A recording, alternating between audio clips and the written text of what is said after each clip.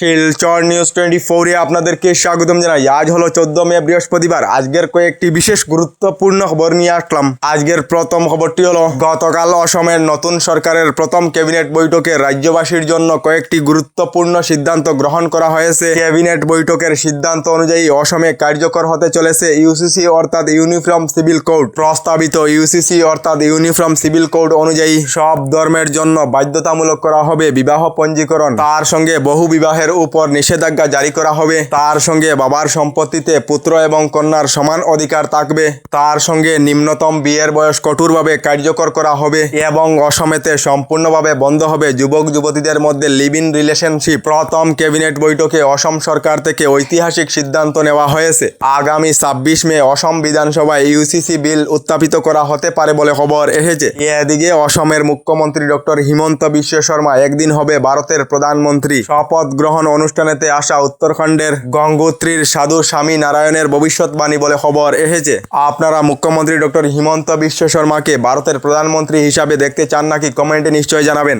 এদিকে অসমেতে সম্পূর্ণভাবে বন্ধ হবে 15 থেকে 20 বছর বয়সী ডিজেল পেট্রোল চালিত যানবাহন। 15 থেকে 20 বছর বয়সী গাড়ি অসমেতে সম্পূর্ণভাবে বন্ধ করা হবে বলে অসম সরকার থেকে জানানো হয়েছে। এদিকে এবার অ্যাকশন মুডেতে মুখ্যমন্ত্রী ডক্টর হিমন্ত বিশ্ব শর্মা। রাজ্যের সরকারি কর্মচারীদের জন্য কঠোর মুখ্যমন্ত্রী। সরকারি সকল কর্মচারী সকাল 10টা থেকে বিকাল 5টা পর্যন্ত কার্যালয়তে উপস্থিত থাকতে হবে বলে নির্দেশ রাজ্যের মুখ্যমন্ত্রী ডক্টর হিমন্ত বিশ্ব শর্মার।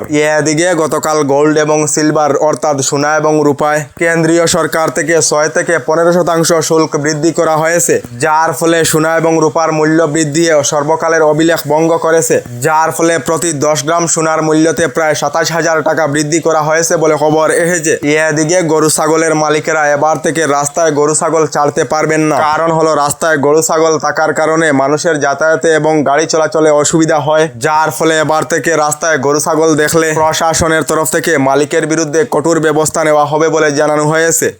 এদিকে এবার থেকে ধর্ষণের শাস্তি দুবাই থেকে কঠোর হবে। মহিলার সাথে ধর্ষণ অথবা হিংসার অভিযোগেতে দোষীকে দুবাই থেকে অধিক কঠোর শাস্তি দেওয়া হবে। আমার দল অথবা অন্য কোনো দলের নেতা মন্ত্রীর পুত্র এ ধরনের কাজ করলে কঠোর শাস্তি দেওয়া হবে বলে মন্তব্য করলেন তামিলনাড়ুর মুখ্যমন্ত্রী বিজয় থালাপতি। এদিকে এখনো পর্যন্ত রেশন কার্ডেতে নাম অন্তর্ভুক্ত না হওয়া সকলদের জন্য এসেছে একটি ভালো খবর। রেশন কার্ডেতে নাম না থাকা সকলেরা প্রস্তুত করে রাখুন নথিপত্র। খুবই শীঘ্রই রেশন কার্ডেতে নতুন সদস্যের নাম অন্তর্ভুক্ত করাতে পারিবেন। শীঘ্রই রেশন কার্ডেতে নতুন সদস্যের নাম অন্তর্ভুক্তের কাজ আরম্ভ করা হবে বলে জানিয়েছেন অসমের মুখ্যমন্ত্রী ডক্টর হিমন্ত বিশ্ব শর্মা। এদিকে মধ্যপ্রাচ্যের যুদ্ধের প্রভাব এবার ভারত এবং এশিয়ায় পড়েছে, যার ফলে দেশবাসীকে প্রধানমন্ত্রী নরেন্দ্র মোদী আহ্বান জানিয়েছিলেন অযথা খরচ না করার জন্য।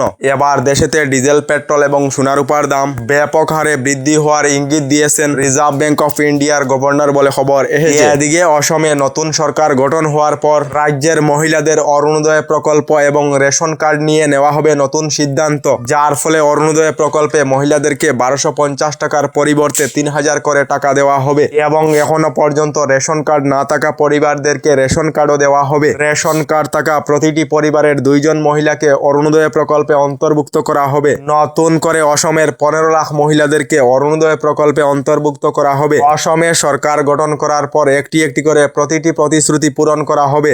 আগামী অক্টোবর মাসেতে মহিলাদেরকে বিভিন্ন প্রকল্পের টাকা প্রদান করা হবে বলে এই বৃহৎ ঘোষণা করেছেন অসমের মাননীয় মুখ্যমন্ত্রী ডক্টর হিমন্ত বিশ্ব শর্মা বলে খবর এসেছে। এদিকে এখনো পর্যন্ত সরকারি গড় লাভ না করা সকলদের জন্য এসেছে একটি ভালো খবর। ইতিমধ্যে অসমে প্রায় সরকারি গড়ের জন্য জিওট্যাগিং এর কাজ সম্পূর্ণ হয়েছে। এবার অসমের প্রায় 15 লাখ পরিবারদেরকে নতুন সরকারি গড় প্রদান করা হবে বলে অসম সরকার থেকে প্রতিশ্রুতি দেওয়া হয়েছে বলে খবর এসেছে। আমাদের ডেইলি খবরগুলি ভালো লাগলে আমাদের ভিডিওতে লাইক দিয়ে চ্যানেলটিকে সাবস্ক্রাইব করে নেবেন।